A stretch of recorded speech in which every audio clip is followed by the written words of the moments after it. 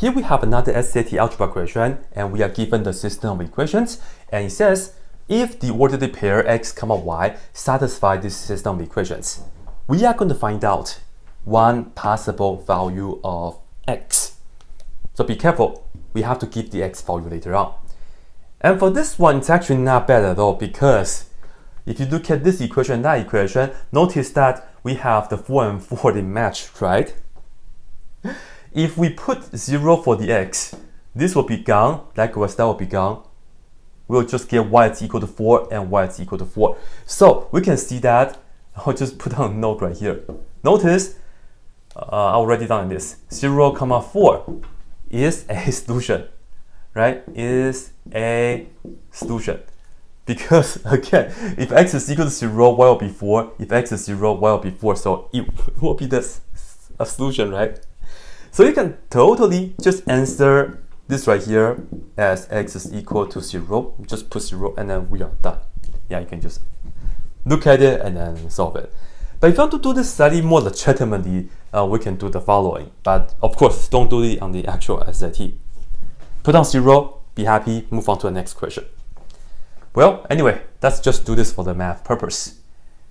This is y, and this is also y, so we can put this to here, and we can say 4 minus x is equal to all that, which is x squared, and then minus 4x, and then plus 4. Cool. And then let's just move everything to the other side. So we can just add the x here and line up.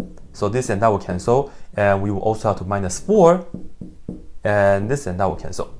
So we will have the 0 on the left hand side. And we see this is just x squared, and this and that together will give us minus 3x. 4 minus 4 is 0, and then this right here is equal to 0.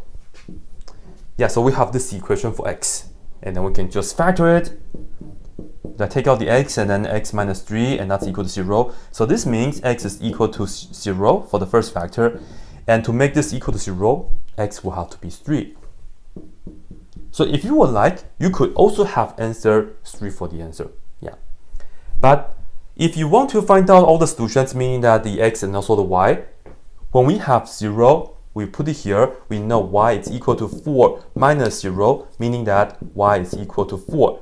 And then when x is equal to 3, of course, we can just say y is equal to 4 minus 3, and that will give us y is equal to 1. So if you want all the solutions, so I'll just tell you guys all the solutions. This right here, 0, 4, and that's the one that we did earlier.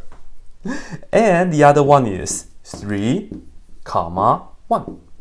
Perhaps I will box this right here for you guys, but definitely just put on 0 and move on. So that's it, and of course check out my next question in the playlist.